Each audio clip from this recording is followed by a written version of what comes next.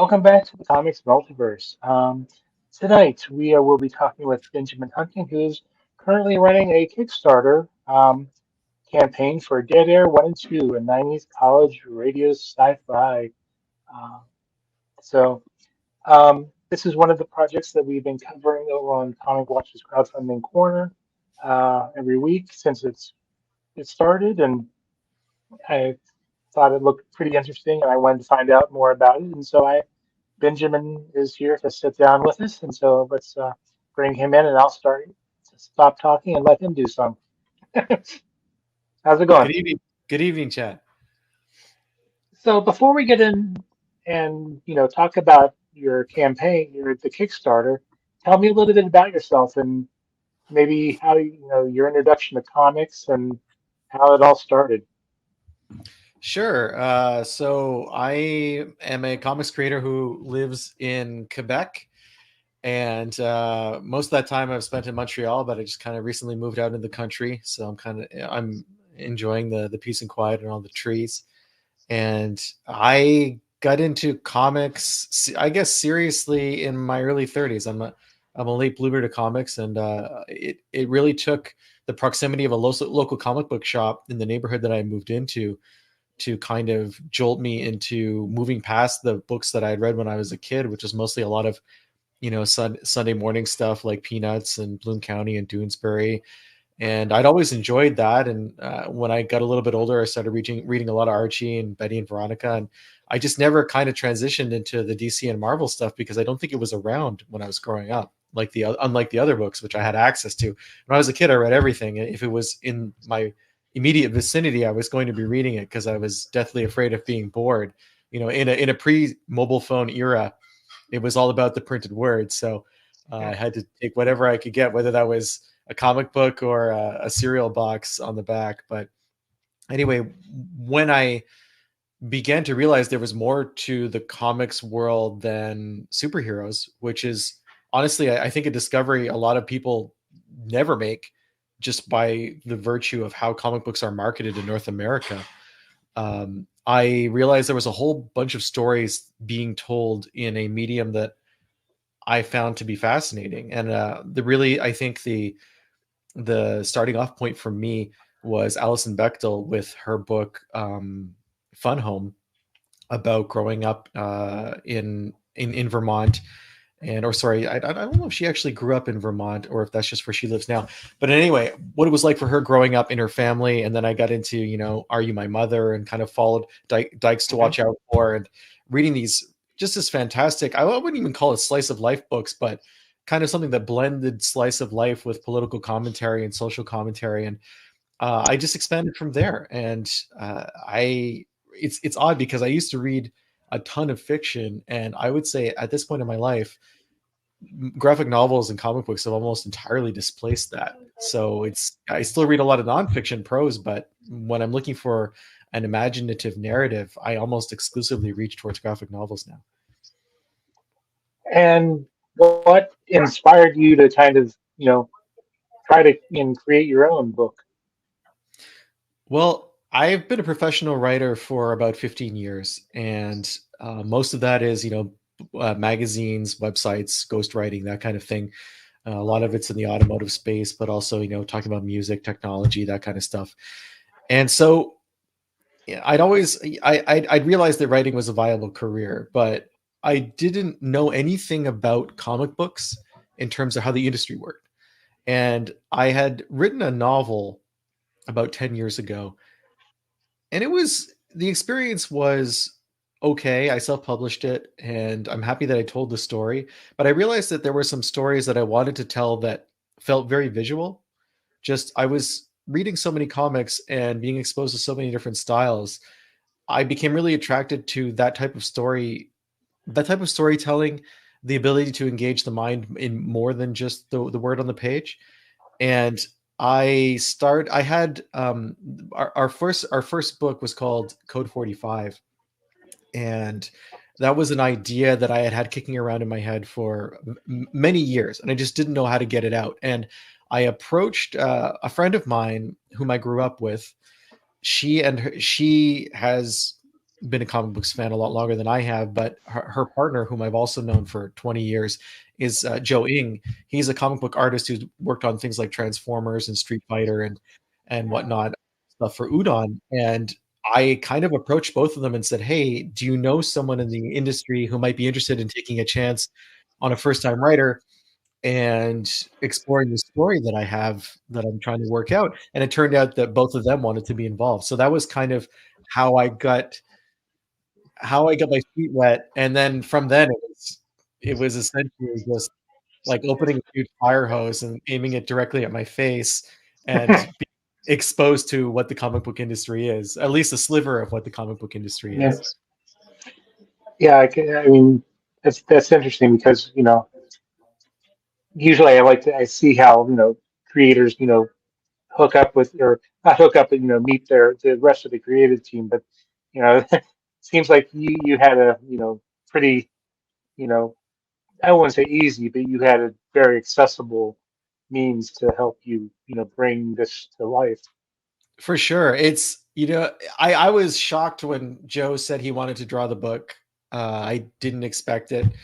But the coolest part about it is, given his level of experience and my level of inexperience, it was like going to comic book university for 3 or 4 years. I got to sit beside someone who knew exactly what they were doing and have them explain to me how pages worked, how layout works. I didn't even know what a page turn was. I didn't know how important it was to create your action so that you make the reader interested in moving on to the next page, or how you if you have two pages facing each other, maybe you shouldn't have a big reveal on that second page, make them turn the page for basic stuff that, as someone who had come from the prose world and who was working in magazines where we don't think about that kind of stuff, it just never occurred to me. So the other great aspect of working with Joe and Angela is Joe is seemingly connected directly into my brain in terms of pulling out the visuals that I've imagined when I'm putting together scripts. And he's just very, very good at either doing exactly what I had imagined or typically improving on it and making it work better on the page than I ever thought it could. So it's been, you're right, it's definitely an advantage. And we're doing the second book together as well. And it's interesting to, the first book was like a college education. And the second book, I'm a lot more confident, not just in my storytelling abilities in comics, but also in the level of communication that I have with my co-creators, Joe and Angela, and also the colorist Mayo Paychik, who's working with us, and our letterer Reed Hinckley Barnes. Being able to express myself in a way that I know will be easier for them to understand now that I have something under my belt that I can kind of use as a touchstone. So let's jump right into the project itself. Kind of give us an overview of the story and what the first issue kind of covers, because the campaign includes the second issue. So if you've already established part of the beginning of the story. Am I correct? That's right. So the Dead Air, it stems from, there were two things that I wanted to explore with Dead Air. The basic plot is, what if there was one day a year where you could talk to the dead? And there's this technology that makes that possible. And then what if after a certain period of time, we all just got used to that, and it wasn't really cool or exciting or new anymore, just like we get used to things like VR and video chat and any other kind of new technology that ends up in our lives as consumers. And I wanted to explore the idea of how something so seemingly world-changing could become pedestrian over time. But I also wanted to link it to a period of my life in the late 90s where I was a university radio DJ. And I love music. I don't know if you can tell by all the gear I have behind me, but it's always been a passion of mine. Just a little. Just a little, yeah. It's always been a passion of mine. And I was able to create a book where we have these two time periods in Dead Air. And the first is these university radio DJs. It's the late 90s. They're a group of friends. They all have their genres of music that they love. It's that time of your life where music kind of dictates everything about your personality. So you're wearing the fashions and you're using the lingo, and that's where your passion and energy is coming from. And then we also see these people 15 years later when they're in their early 30s. They're adults. They've been crushed by life a little bit. Some of them are doing better than others. And what's linking them is a mystery that happened to one of the people in that group all the way back in their college years, and how the D-TALq technology, which is what is the branding behind the technology that allows you to talk to the dead, has revived that mystery. And the story coalesces around, you're seeing the mystery from two sides. Back when it originally happened, when they were all young adults, and then later in time when they're trying to figure out what actually happened and how it's changed based on this new information they have. So that's what Dead Air is about. The idea of, being young and passionate, and then growing up and having this hole in the middle, and trying to reconnect with your friends to figure out how you can fill that hole and how you can access what you once had together in order to solve a mystery. I think that's kind of what drew me to the project. Was it's we're probably the same age, because the late '90s were my college years, and there were twice I started training to be a DJ at the college radio, and then things just got hectic. But I think that's one of the things that kind of drew me to the book was, and I totally see where you're coming from with you know the college years, and the in the future. I can see that in my life at least. So Yeah, none of the talking to the dead or mystery. It's not that exciting, but it's still a lot though. I mean, there's so much that happens. That period of time between like leaving school and building a life outside of that, that 15 years, especially since most of it occurs in your 20s when so much is in flux already. It's really a fertile ground, I think, for storytelling, because you can go in any direction. You can have when you have a large enough group of characters, you can have the ones who seem to have a stable life. You can have the ones who are clearly not where they thought they would be when they're growing up. And then you can see the people who grew into themselves and are confident with who they are now in a way that they weren't when they're younger. And there's just so many different facets of personality that you can explore. And that's something that I'm really attracted to. I feel like all the stories I'm interested in are always stories about people, and what happens around those people is great. But ultimately it's the characters themselves that keep me coming back. And I try to focus on that when I'm writing. now, was there a certain character in the book or in the series so far that you've kind of grown attached to, or one that kind of started off as just a character, and then as you've written them and started fleshing them out, you've kind of become more attached to them and want to use them more? It's I think sometimes when I write, obviously there's aspects of my own personality that get spread across several different characters, because I think that writing from your own experience is one of the strongest ways you can make things seem real to the reader. So at the same time, I also feel like having a main character who's a little bit of a cipher for the audience is sometimes helpful. And that can sometimes mean that I'm not necessarily as attached to the main character as I am to some of the others. It's a really interesting question, the way that you put it. Uh, I feel like as I've been creating the different issues and working on them with Joe and Angela, who are helping out a lot with characterization as well. Josie, who's kind of a central figure, but not exactly the main character, is someone I think I really wish I would have been friends with in university. Like, had someone like that who was, intellectually curious and in love with music, but also kind of operating on their own wavelength kind of thing. That's a character that I really enjoy writing her. And there's another character that I enjoy writing, although I wouldn't want to be him, and he's kind of a metalhead character named Ferry, and he's from Holland, and people in that section of Europe love their metal, and he's got like all of the stereotypical blonde hair and the sleeveless shirts and kind of the lingo, but he's also a computer genius, and he's actually maybe dropped out of university and hasn't told anyone, but keeps showing up at the radio station, because he's just working on his own projects.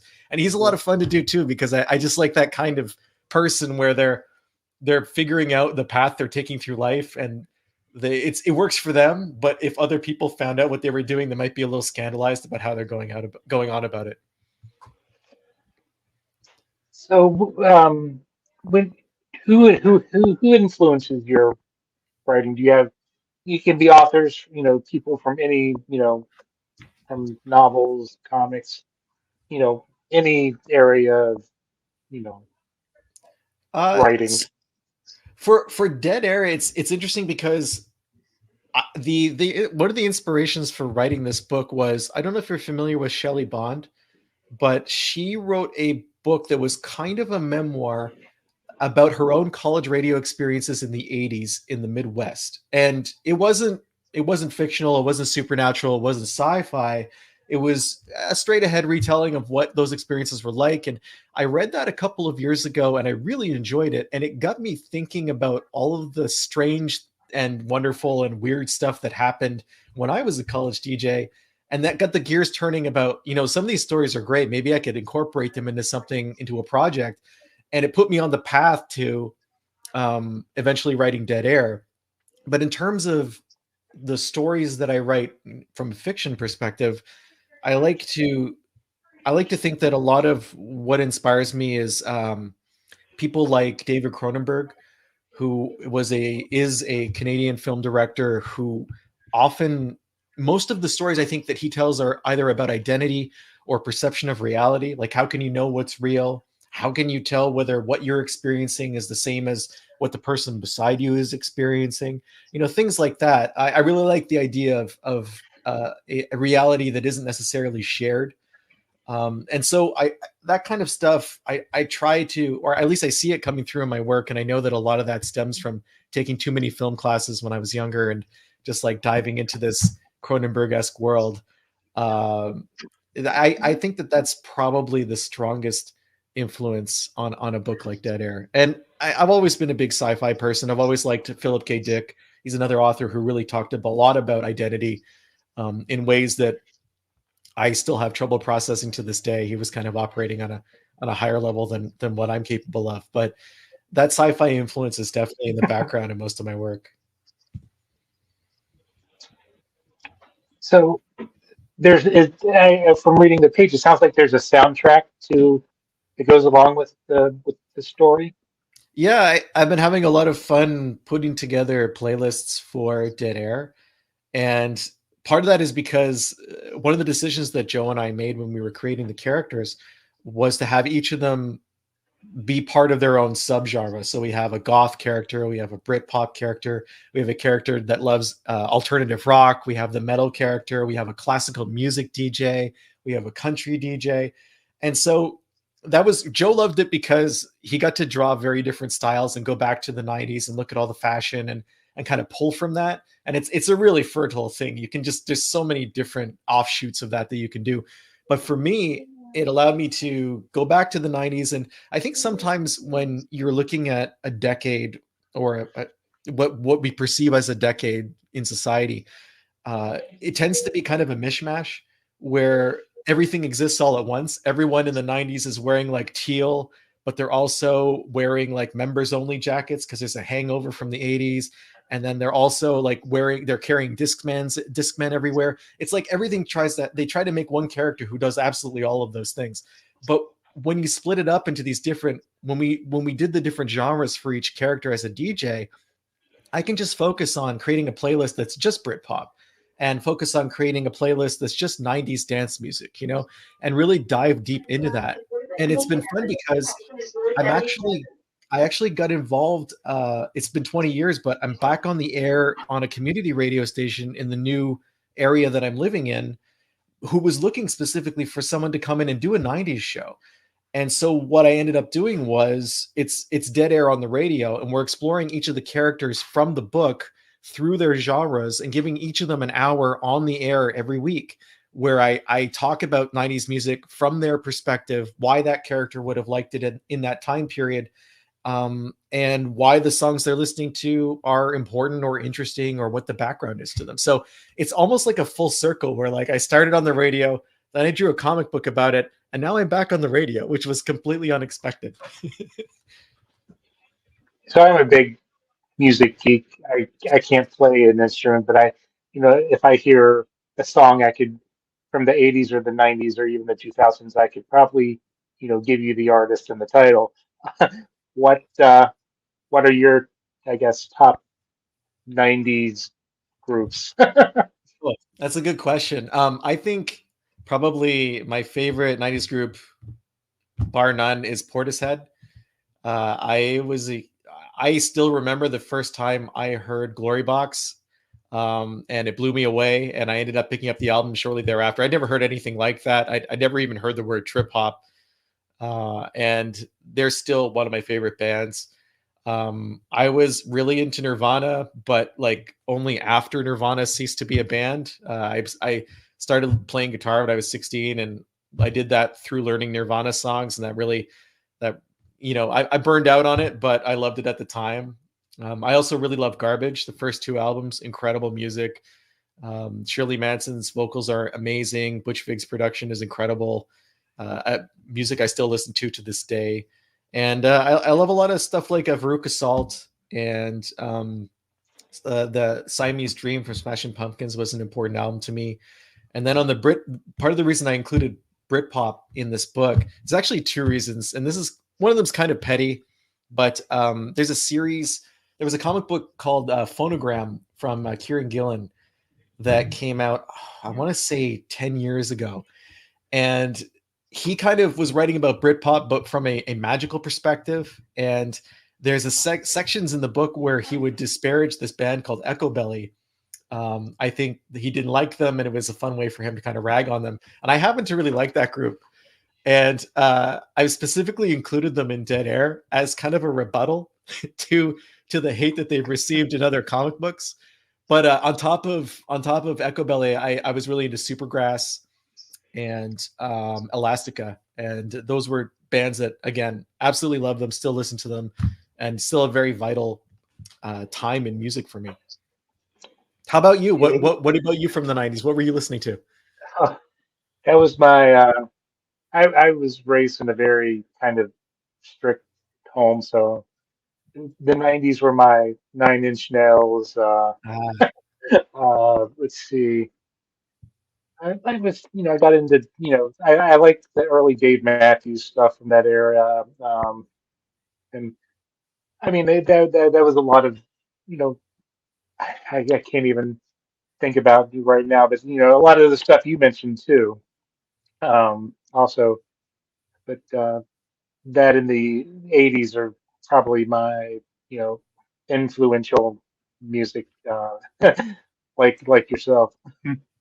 I think about it, it's like really those decades are really the build up to kind of the balkanization of the music industry, where everything fractured into a million subgenres. Music was being released outside of the label system, and it just became much more difficult to keep up with, I think, what people were listening to on a broad spectrum. It's I hesitate to use the word monoculture, but the 90s were probably the last time there was anything even close to a musical monoculture, in terms of you could reasonably expect people to have heard certain bands because they were exposed to either cable TV or clear channel radio stations. Mhm. I think a lot of my exposure also came because we had these things called MP3s, and the college had a network, and people were, this before it became, taboo to do so, and they kind of put the school put the kibosh on it, sharing MP3 files. But I think that Definitely. was another way that I kind of became more eclectic in my music listening tastes. Especially for me, I grew up in a very small town, and I grew up in Quebec as well, which is, primarily French speaking. So my exposure to English language media was considerably smaller than it would have been pretty much anywhere else. And MP3s were definitely like a window into a world of music where you're just kind of sometimes downloading or borrowing.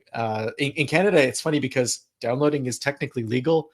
There's a they charge a surtax on blank media that gets distributed to artists every year as a way to compensate for piracy. So they were a little more lax about music sharing on MP3s and whatnot.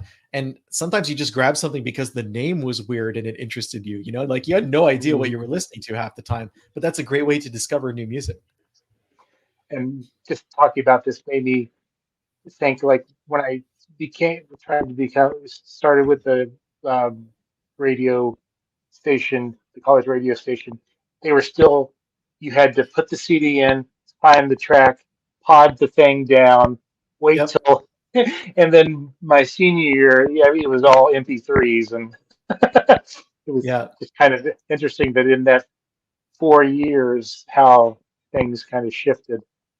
And what's crazy now is when I got back into this community radio, I thought I would be going into a recording booth or a control center or something and doing the show live, or at least recording it live with a mixing board like I had done and like you had been trained to do. And it's all digital now. I do it from this office where I'm sitting, and I can go to the station and I've seen the recording booth, but it's not, you know, it's used for live shows or interviews or that kind of thing. It's I'm putting together the shows here, and the music is purchased digitally, so they can acquire the rights to broadcast it, and then it's sent out. It's so dramatically different. And just thinking about it, also, I remember that my freshman year, the radio station would have like just the single CDs that you know could had to play, or you could bring your own, but you had to know which track you wanted to play. And Yeah. so, what are you offering, for people to back your campaign? Well, we, as you mentioned at the start of the show, we have both issues. We have issue 1 and issue 2, which are ready to go. We have some cool swag bags that we made for the radio station in the world of Dead Air, which is called CJ&K. So kind of like C Junk is how it's referred to. And we've Angela's been creating show posters for each of the DJs, kind of like what you would have seen on the wall on campus when you were walking around, letting people know what time and when you need to tune in. And we've done some CJ&K buttons. We have some stickers. We have some in these packages. We have some student ID cards, which Joe has drawn up with some original art, which are a lot of fun. This campaign, the cover of the second issue has one of the characters as kind of this digital skull with headphones on. And Angela is, she's a product designer, and she got into the idea of making a 3D version of that cover, and she made it work and printed it out. So now we have these 3D busts that are of the cover that we've been offering. And we also have some sketches. Joe's done original character sketches. We've had some original art as well, a couple of pages. I think those have been spoken for. But we try to, when I'm putting together a campaign, and I'm far from an expert on Kickstarter. This is maybe the fifth or sixth campaign I've run, and my second book on Kickstarter. But I try to make rewards that are kind of in world, in universe. I think it's neat to build up the world that the characters are living in and give them, whether it's ephemera from that world or some type of infrastructure or something that links them to the story. That's something that I enjoy doing, and I think that a lot of our supporters like that too, because then you kind of get more involved, lets you go deeper in on the characters and deeper in on the narrative. And then that was kind of going to be my next question. Um, Having run the campaign before, is there anything that you've learned from the previous ones that you've used, you're using for this one, which you kind of already talked about? But is there, you know, anything different with this one that may have not have happened before that you're having to kind of adapt to because you're as looks like you're about $500 short of your goal with about a week to go. So I So think I go ahead. I what with this, so each of the campaigns has been pretty different in terms of the flow of funding. When we came back with Dead Air after taking about 18 months off with the release of Code 45, which also ended up being published by Scout Comics and went out into retail distribution, we weren't sure how many people would come back, how many people were still interested based on our previous book, because the subjects were quite different. And you never know what kind of story is going to appeal to the same audience. So when we did the first campaign for the original issue of Dead Air, the introductory issue, we got a ton of new people who came in, and unlike our past campaigns, we pretty much had a continuous stream of funding and support across the 4 weeks. And that meant that we met our goal, I want to say maybe 3 or 4 days before the deadline, but there was no huge spike like you normally see at the beginning and at the end. For this campaign, we had a very large spike at the beginning, and things have kind of quieted down over the past week, which is generally how Kickstarter campaigns go. But if I was going to say the biggest difference between Dead Air and Code 45 in terms of running the campaign has been working on our email list and keeping people who've supported us in the past and enjoyed our books in the past informed about what's going on now. That was something that I didn't really prioritize when I first started on Kickstarter. And I realized it's a really important component moving forward, just being able to keep your audience appraised of what's going on so that they can support you when they're able to do that. So as we kind of wrap up, because I try to keep these, relatively short, is there anything else you maybe want to mention about the campaign, or kind of who do you feel that the book appeals to? Uh, if I think that this book is, if you like stories that have strong female characters in a bunch of different roles, stories where that are, it's a period piece, but it's also not. If you happen to be someone who remembers the 90s, it's not going to feel like a period piece. I think it's going to feel more like coming home. If you love music, then definitely this is the kind of story that I think you would enjoy. And if you like mysteries that have a sci-fi tinge, then that's also something I think would pull people in. You can find information about the book at deadaircomic.com. That takes you to the Kickstarter. But if you go to something that I try to do with each of the Kickstarters is tell a story almost every single day via updates, just talking about, behind the scenes stuff, decisions that we made for the book, our inspirations, our history with the story, etc. You can find those on my website at benjaminhunting.com, but you can also find them as updates on the Kickstarter campaign.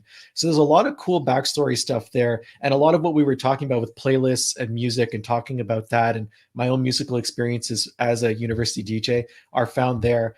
And I've been really heartened the response we've gotten from people who just enjoy reading them and like to share what their own experiences are with that type of music and their own passion for radio and for the story that we're telling. So that's I think Kickstarters can be a two-way street. It can be a community that you can build around your story, and that's something I really enjoy, and I'm really fortunate to have the support that we do at the level that we do. All right. Well, you've kind of already given us your website. Is there any other places that people can, find out or more from you? Social, Sure. Well, are you on the social media? I think you mentioned you do a podcast. yeah, I have a podcast that's about cars. If people are interested in that, it's Unnamed Automotive Podcast. We've been doing that for 7 years now, and you can find that anywhere. If you want to read the previous book, code-45.com will take you to a page that tells you where you can get it. But I mean, spoiler alert, you can get it pretty much anywhere, any bookstore. You can get it on Amazon, or any comic book shop should be able to order it for you. And if you want to find out more about me in general, on Instagram, I'm at Hunting Benjamin. I like to post weird stuff that makes me laugh. You can find me on Facebook under my name, and I'm on Blue Sky as well it's at Hunting Benjamin, I guess, .bsky.social. I'm not sure exactly the nomenclature, but that and benjaminhunting.com are probably the best ways to find me. All right. Well, I want to thank you for taking the time this evening to chat about your project. And like I said, when I first found it when I was compiling the Comic Watch kick or the Comic Watch crowdfunding corner, then I think what grabbed me first was the cover, and then once I got in, more into the details of it, then that really began to appeal to me, and I'm really glad that I was able to chat with you. Thank you for the opportunity. I've enjoyed it, and thanks again for supporting the book and giving me the chance to do this. And is this? I don't know. I don't think I asked you. Is it a? It's a mini series, correct? That's correct. I'm thinking we're looking at probably 6 issues, Uh-huh. depending on how. There's some ways we want to expand the story that we're discovering as we're writing them. The 3rd issue is pretty much written, and we're looking to kickstart that this summer. We want to get this one done and sent out to everybody before we start on that. But yeah, it's an ongoing project, and but it is a mini series. It does have a finite end, so. And I know exactly what that end is, which is always helpful when you're writing a series.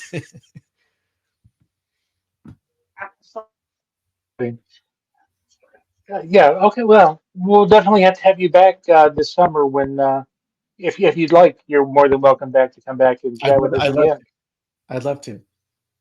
All right. Well, best of luck as your project wraps up, and you know, we'll be cheering for you.